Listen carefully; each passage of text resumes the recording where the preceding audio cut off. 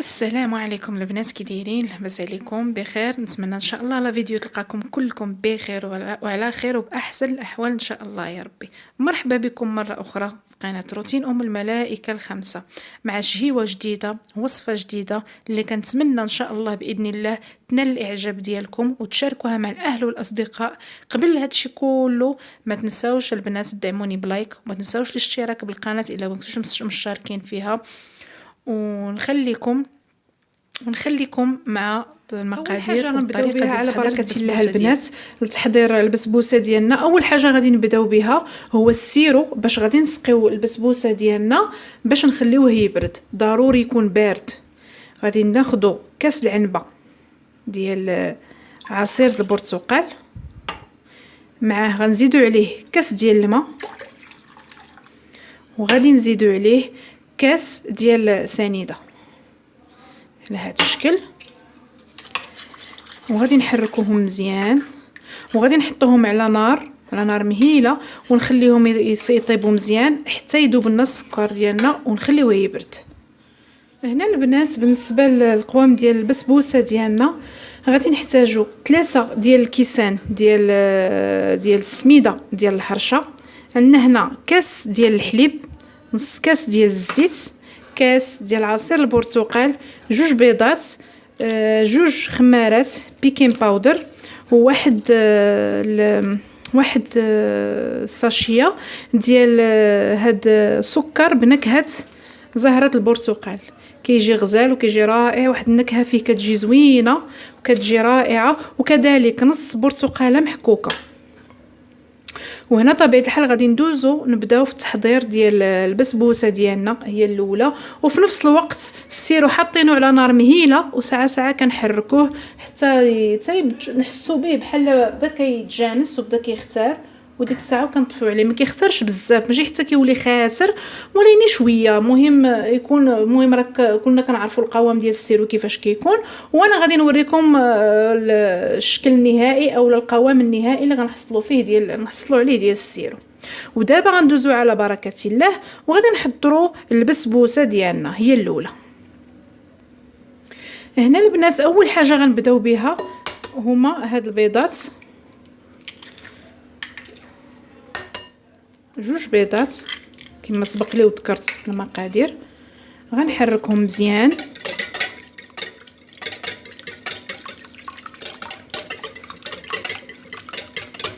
غنزيد عليهم تقريبا نص كاس، راه ما ذكرتوش معكم نسيت، وانا ديما كنسى شي حاجه في المقادير، نص كاس ديال سنيده اولا سكر حبيبات.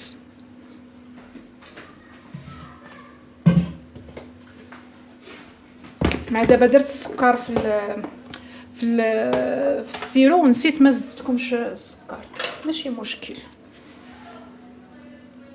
واحد هنايا 2 معالق تقريبا كبار عامرين، ما يعادل نص معلقه، نص كاس ديال سنيده.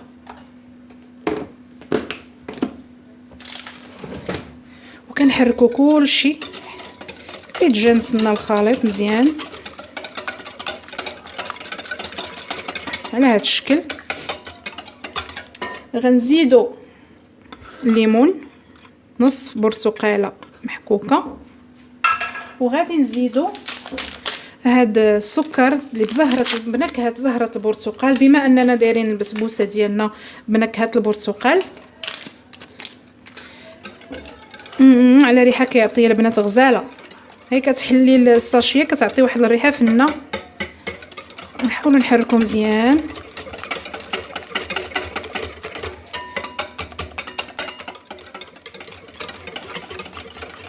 على هذا الشكل. دابا غادي نزيدو كاس ديال عصير البرتقال،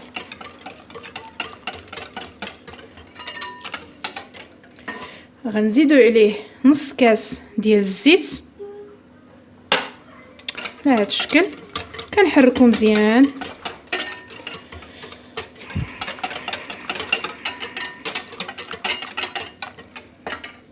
وغنزيدو عليه الحليب،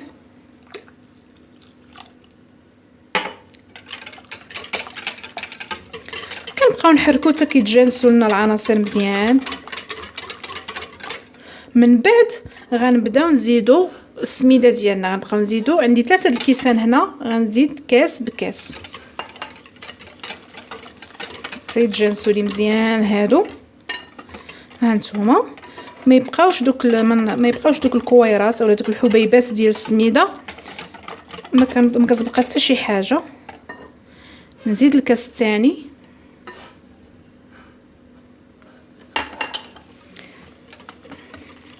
ها نتوما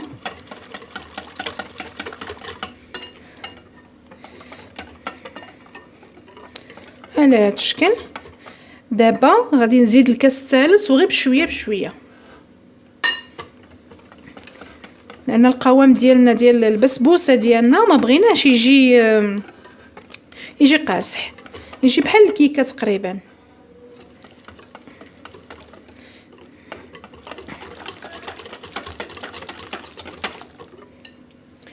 جا هما هذاك نفس العبار اللي حطيت، جا هو هذاك.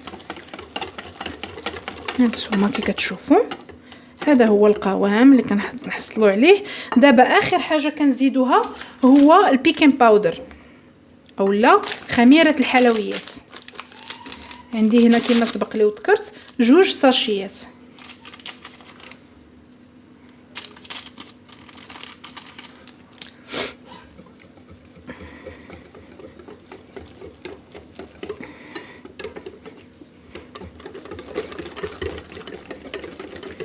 كنحركو مزيان. هانتوما البنات هذا هو القوام اللي كنحصلوا عليه، يعني ما جاريش بزاف و ميم طون في نفس الوقت ما قاصحش. غادي نجيبو دابا الطاوه ديالنا فاش غادي نديرو البسبوسه ديالنا. هنا البنات خدينا طاوه، انايا فرشت لها بابي كويسون. ممكن اللي ما بغاش يدير بابي كويسون يدير غير الطريقه العاديه، الطريقه المعتمده، يدير الزبده وشويه ديال السميده يرشها ويديرها للطاوه، ماشي مشكل. انا درت هنا بابي كويسون وغادي نحط هاد القوام، هاد البسبوسه ديالي غادي نشدها وغنديرها. راه ماشي ضروري البنات، ماشي ضروري تجي تجي غليظه اولا عاليه منفوخه، يعني راه غير الطبقه عندنا خاص كتكون رقيقه شويه، لان راه فاش كطيب كيزيد يضاعف الحجم ديالها. وكذلك راه غادي نزيدوا لها مازالين غادي نزيدوا لها طبقه ديال الكراميل من الفوق. ها نتوما كي كتشوفوا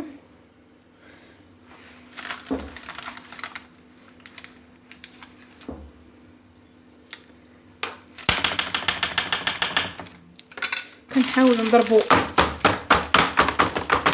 الطاوه ديالنا باش كتقاد.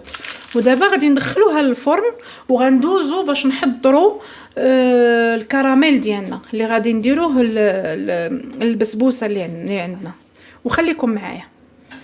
هنا البنات خديت واحد الكاس ديال سنيده ودرتو في هاد الكاسرونه وغادي نديرو على نار مهيله حتى يذوب لنا السكر، ونحصلوا على كراميل ديالنا ديال السكر. نحصلوا على واحد الكراميل. المهم هنا معاكم، هانتوما معايا وغادي نشوفوا الطريقه اللي غنديروا بها الكراميل. وخلاص بقى لي شاركتها معاكم والشكل اللي غادي نحصلوا عليه في الكراميل ديالنا.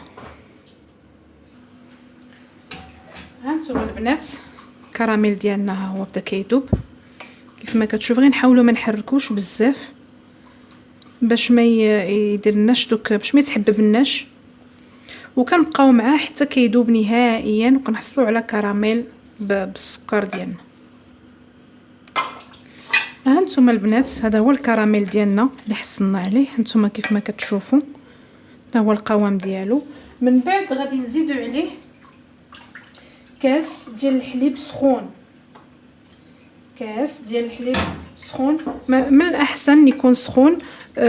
ممكن نديروه بارد، غير هو غادي الكراميل ديالنا غادي يتحجر الا درنا الحليب سميتو بارد، غادي يتحجر لنا الكراميل ديالنا بزاف اكثر من هكا. هانتوما نبداو نحركوه على هذا الشكل هذا. هانتوما صافي دغيا كيذوب.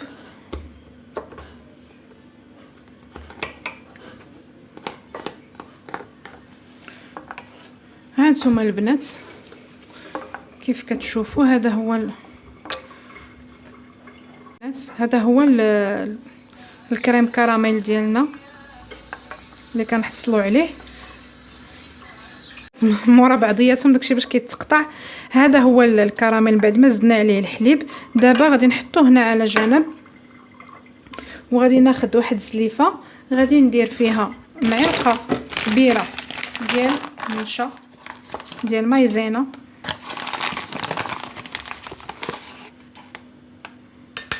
معلقه تكون عامره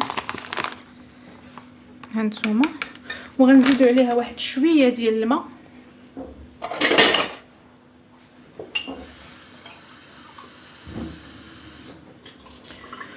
وغنبداو نحركوها حتى تطلق على هذا الشكل هذا. ما يتكونوش دوك الحبيبات ان الماء البارد هو اللي كيطلق لنا هذا الشيء. لا درتها مباشره في السخونيه كتكور.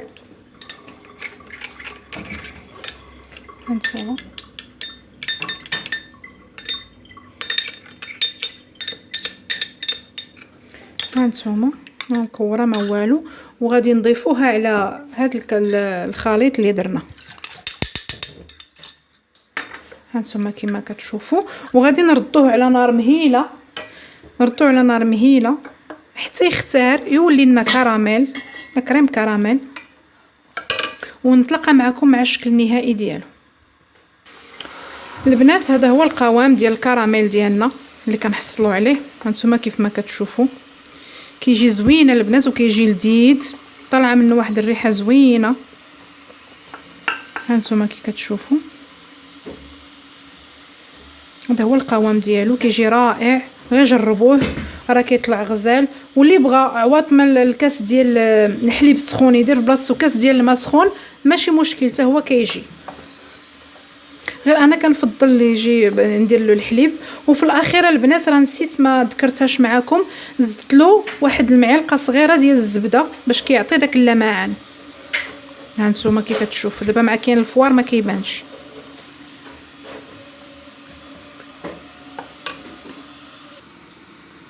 هانتوما البنات البسبوسه ديالي من بعد ما طابت غادي ناخذ السيرو ديالي اللي حضرت معكم وغادي نخوي عليها مزيان. ضروري البنات حاجه تكون بارده وحاجه تكون سخونه. انا راه داك تعمدت نصاوب السيرو هو الاول باش يبقى ليا حتى يبرد والبسبوسه راه سخونه. بسم الله. هانتوما كتشرب مزيان غنخوي الكميه كامله اللي عندي. هانتوما وغادي نخليه واحد شويه عاد غادي نزيد له طبقه ديال الكراميل ديالنا. هنا البنات من بعد ما نشفات لي البسبوسه ديالي غادي نحط عليها هاد الكراميل اللي درنا. غادي نزلو على هذا الشكل ونحاولوا البنات اخر حاجه نصايبوها هي هاد الكراميل لان فيه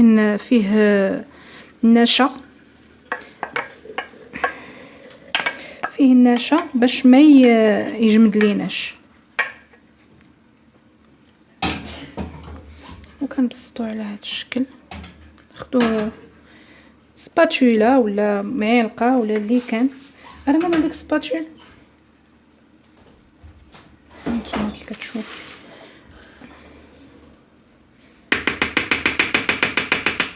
السباتول حسن لما كتحكم فيها مزيان. هانتوما وكنبقى مستمره على هذا الشكل هذا حتى ندوزو لها كامل داك الكراميل كيدوز في البسبوسه ديالنا كامل على هذا الشكل. هانتوما كتشوفوا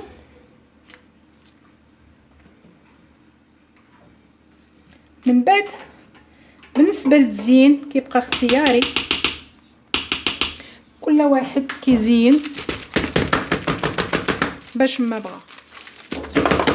هانتوما كتشوفوا البسبوسه ديالنا. دابا غادي ناخذ واحد شويه ديال الشوكولات. عندي هنايا شوكولات بيض ذوبته درتو في واحد الميكا ودرت له واحد هذا، وغادي نبدا ندير خطوط بحال الشكل ديال ميلفوي.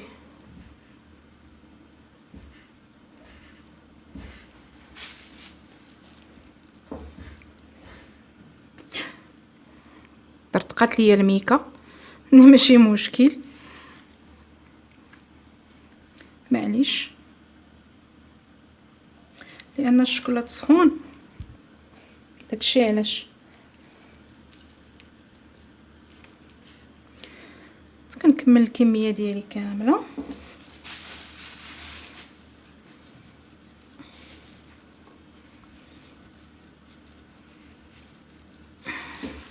وكناخذ واحد الكوردون ولا قطيب ديال العود، وكنبقى ندير هكا بحال الشكل ديال ميلفوي. كنبدا نمشي في الاول، كنمشي بواحد لو سونس، واحد الاتجاه،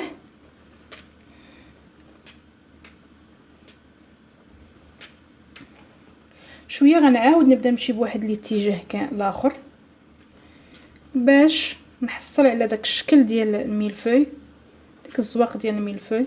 كنبقى نمشيو غير هكا بطريقه عشوائيه.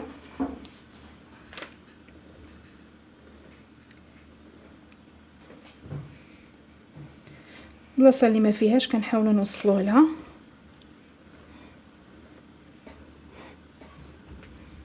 هاد البلاصه فينا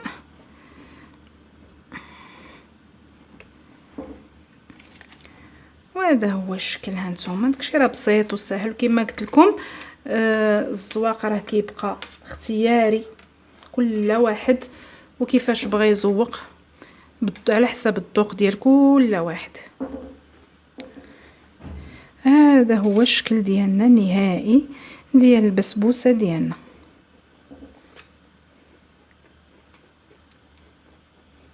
هانتوما كنمشيو معاه بشويه بشويه، كنحاولوا اننا نحصلوا على شكل معقول وصافي. انا راه تزلعت لي هنا ولا ماشي مشكل عادي.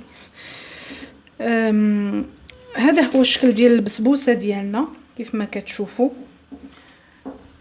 كتجي زوينه ولذيذه. انا نقطعها معاكم تشوفوا الشكل النهائي ديالها كي كيجي.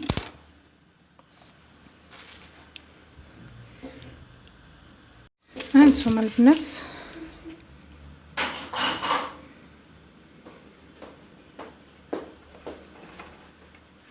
هذا هو الشكل النهائي ديالها.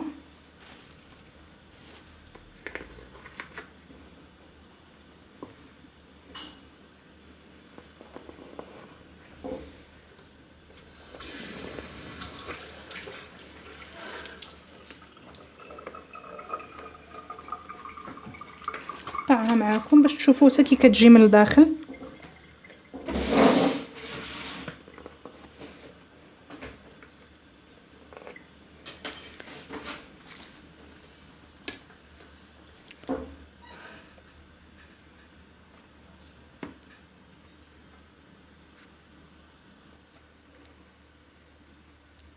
هانتوما البنات الشكل النهائي ديال البسبوسه ديالنا كي كتجي حتى بالنسبه للنفيخ ديالها ما كتجيش منفوخه وما كتجيش عاليه بزاف. هانتوما نتمنى انكم تجربوها في ديوركم. صدقوني البنات راه غتجي غزاله وكتجي زوينه ورائعه وكتجي لذيذه، واحد المذاق ديال الكراميل فيها والنكهه ديال البرتقال كذلك كتجي فيها زوينه بزاف. نتمنى انكم تجربوها في ديوركم، وإلا عجباتكم ما نكرهش لكم تدعموا القناه ديالي بلايك. ما تنساوش انكم تدعموا القناه ديالنا باللايك وبالاشتراك طبيعه الحال. ونشوفكم على خير وبخير ومع وصفه جديده ان شاء الله، او روتين جديد ان شاء الله باذن الله. نشوفكم على خير.